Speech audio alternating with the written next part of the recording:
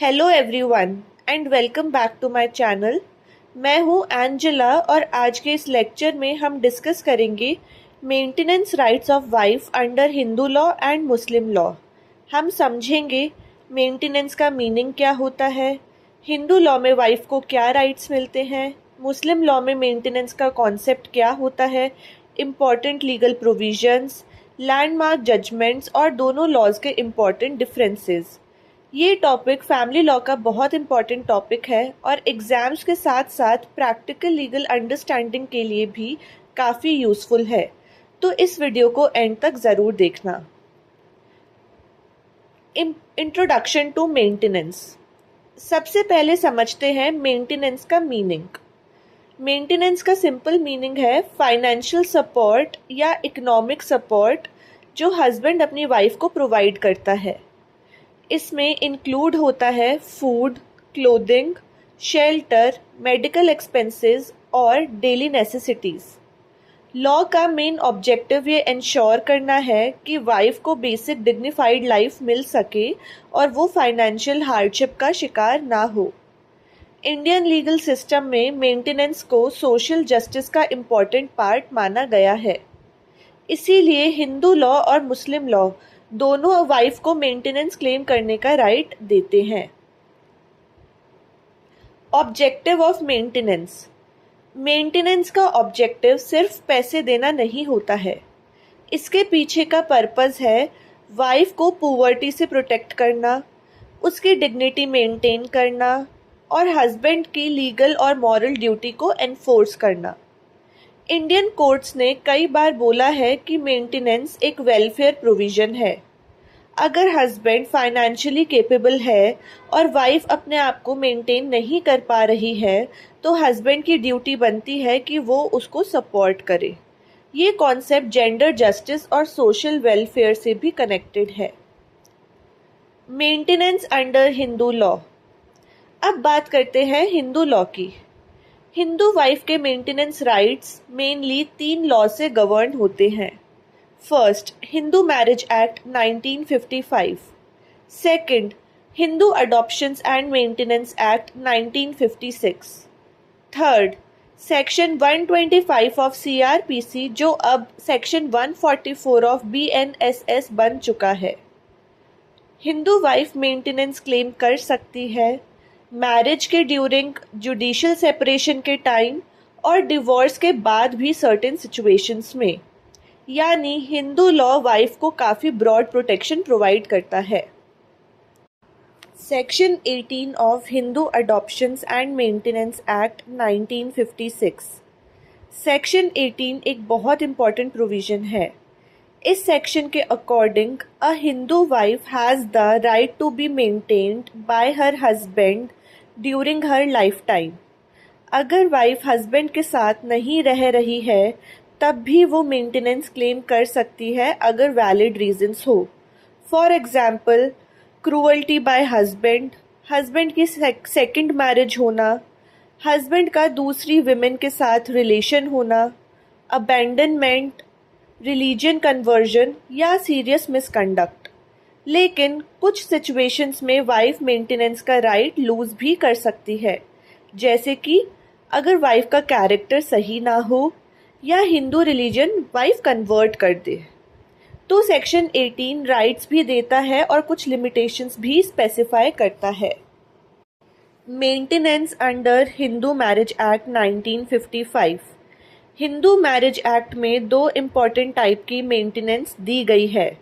First, interim maintenance under section 24। ये temporary maintenance होती है।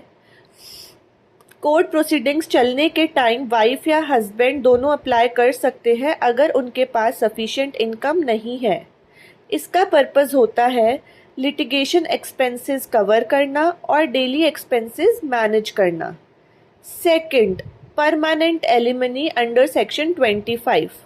ये फाइनल मेंटेनेंस होती है जो डिवोर्स या जुडिशियल सेपरेशन के बाद दी जा सकती है। कोर्ट लमसम अमाउंट या मंथली मेंटेनेंस ऑर्डर कर सकता है।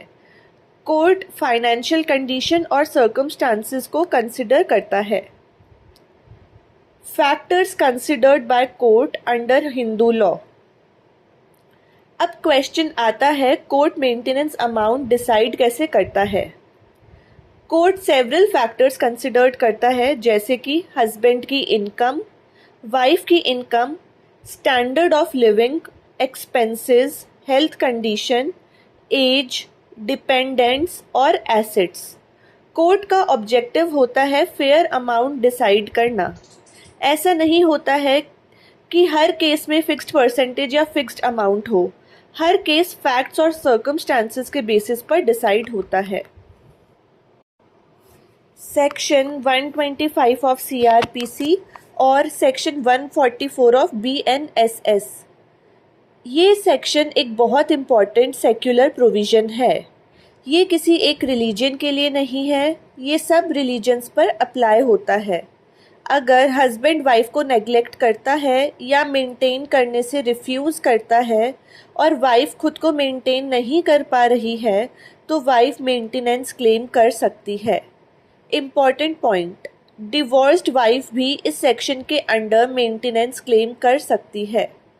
इस प्रोविज़न का मेन ऑब्जेक्टिव है स्टारवेशन प्रिवेंट करना और वेग्रेंसी अवॉइड करना। ये क्विक और समरी रेमेडी प्रोवाइड करता है। Maintenance under Muslim law. अब मुस्लिम लॉ डिस्कस करते हैं। मुस्लिम लॉ में मेंटेनेंस को नफाका भी कहा जाता है। मुस्लिम हस्बैंड की ड्यूटी होती है कि वो अपनी वाइफ को मेंटेन करे। मेंटेनेंस में इंक्लूड होता है food, clothing, residence, medical aid और डेली नेसेसिटीज़। मुस्लिम लॉ भी वाइफ की डिग्निटी और सर्वाइवल को प्रोटेक्ट करने का काम करती है। Conditions for Muslim wife to claim maintenance. Muslim wife maintenance तब क्लेम कर सकती है जब मैरिज वैलिड हो, वाइफ फेथफुल हो और हस्बैंड के साथ रहने को रेडी हो। अगर वाइफ बिना वैलिड रीज़न हस्बैंड के साथ रहने से मना करे तो मेंटेनेंस डिनाई किया जा सकता है। लेकिन अगर वाइफ क्रूअल्टी, वायलेंस या इल ट्रीटमेंट की वजह से सेपरेट रह रही है तो वो मेंटेनेंस क्लेम कर सकती है। यानी मुस्लिम लॉ रीजनेबल ग्राउंड्स को रिकॉग्नाइज करता है। Maintenance after divorce under Muslim law. Earlier Muslim divorced women के मेंटेनेंस राइट्स काफ़ी लिमिटेड माने जाते थे, लेकिन लेटर लॉज और जजमेंट्स ने सिचुएशन चेंज कर दी। Muslim women protection of rights on divorce act 1986, a divorced woman is entitled to fair and reasonable provision, इद्दत पीरियड मेंटेनेंस, मेहर और गिफ्ट्स प्रॉपर्टी रिटर्न करने का राइट। अगर विमेन खुद को मेंटेन नहीं कर पा रही है तो कुछ सिचुएशंस में रिलेटिव्स या वक्फ बोर्ड भी लायबल हो सकते हैं। अब आते हैं एक लैंडमार्क जजमेंट पर। मोहम्मद अहमद खान वर्सेस शाहबानो बेगम, जिसको शाहबानो केस भी कहा जाता है। ये इंडियन लीगल हिस्ट्री का बहुत इम्पॉर्टेंट केस है। फैक्ट्स, शाहबानो को उनके हस्बैंड ने ट्रिपल तलाक दे दिया था और मेंटेनेंस देने से मना कर दिया था। शाहबानो ने सेक्शन 125 ऑफ सीआरपीसी के अंडर मेंटेनेंस क्लेम किया। सुप्रीम कोर्ट ने होल्ड किया कि मुस्लिम वुमेन भी सेक्शन 125 ऑफ सीआरपीसी के अंडर मेंटेनेंस क्लेम कर सकती है अगर वो खुद को मेंटेन नहीं कर पा रही है तो। ये जजमेंट विमेन राइट्स और जेंडर जस्टिस के लिए हिस्टोरिक माना जाता है। अब ब्रीफली डिफरेंसेस समझते हैं। Hindu law detailed statutory framework provide करता है, परमानेंट एलिमनी क्लियरली रिकॉग्नाइज करता है और डिवोर्स के बाद भी मेंटेनेंस अवेलेबल है। Muslim law personal law principles और 1986 एक्ट पर बेस्ड है। इद्दत पीरियड का कॉन्सेप्ट इम्पॉर्टेंट है और फेयर प्रोविजन का प्रिंसिपल अप्लाई होता है। लेकिन दोनों सिस्टम्स का कॉमन ऑब्जेक्टिव सेम है, वाइफ को फाइनेंशियल प्रोटेक्शन और डिग्निफाइड लाइफ प्रोवाइड करना। Constitutional perspective, maintenance laws constitution के प्रिंसिपल्स को भी सपोर्ट करते हैं, जैसे कि article 14 equality before law, article 15 non discrimination, article 21 right to live with the dignity. Indian judiciary generally maintenance provisions को वेलफेयर ओरिएंटेड अप्रोच से इंटरप्रेट करती है ताकि विमेन की प्रोटेक्शन इंश्योर हो सके। To conclude, maintenance is a very important legal right. Hindu law और Muslim law दोनों हस्बैंड पर ड्यूटी इम्पोज करते हैं कि वो वाइफ की फाइनेंशियल सपोर्ट करे। कोर्ट्स ने time to time progressive judgments देकर विमेन राइट को स्ट्रेंथन किया है। मेंटेनेंस लॉज के अल्टीमेट ऑब्जेक्टिव्स है डिग्निटी, इक्वालिटी और सोशल जस्टिस इंश्योर करना। So friends, that was it for this video. अगर आपको वीडियो हेल्पफुल लगी हो तो लाइक, शेयर और सब्सक्राइब ज़रूर करिए और कमेंट में बताइए कि नेक्स्ट वीडियो आपको किस टॉपिक पर चाहिए। Thank you for watching.